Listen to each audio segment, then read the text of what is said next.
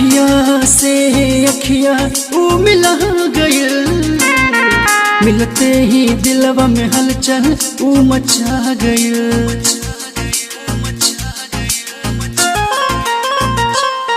भोली सूरतिया उसकी मन को लुभाती है, नैनों से कुछ कुछ बोल के दीवाना बनाती है। पहले है नजर में तू पागल बना तू दिहलू, देखनी तहक जब से घायल बना तू दिहलू।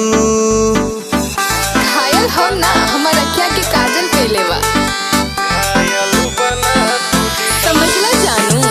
दिलवा से खून गिरता रानी, तोहके सुकून मिलता रानी। दिलवा से खून गिरता रानी, तोहके सुकून मिलता रानी। जाने लगई वो दूसरा के नाम से नूरवा, साथियों का तो खुश रहे होठवा के चोटक से नूरिया है, बहारू तो प्यार के गुड़िया है। चांदनियन लागे चेहरा रानी, लागे लुआ फत के पुड़िया है। पागल तो हमके बनवलू, सुनर सूरतिया से हल्फा तू गोरिया मचवलू, मोहिनी मूरतिया से। मौसम भइल बा हसीन पिया, हमरा के कांदा रंगीन पिया, हमरा के कांदा रंगीन पिया। प्यार के नशा चढ़ल आज बा, बदलल बदलल हमरो मिजाज बा।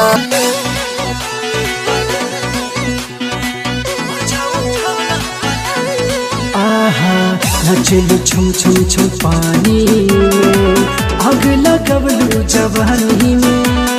तू कुंवार बारू हम कुंवार हो, हमके बना लो अपन पहरेदार हो।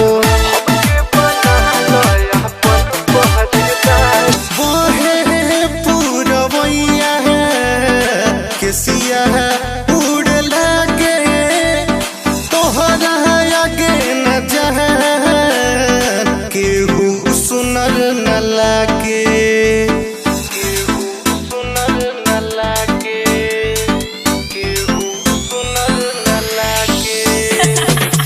लीलरा के बिंदिया कर जादू हो,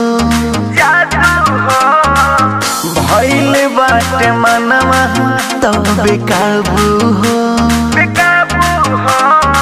लाल रंगवा से रंगे दगोरी, दोनों अपना गाल के। आज तू लागत बारू बड़ी हो कमाल के, बड़ी हो कमाल के। पतली कमरिया लचकत जाला, जब तू चलत जालो जालो। गलिया के तिल तोहार देख के गोरी, मनवा होला बेकाबू बेकाबू। सौसे बदन गदराइल बा, रंग बसंती आइल बा। मोरवा में आवन ये रहनी, हमरो मिजाज गरमाइल बा।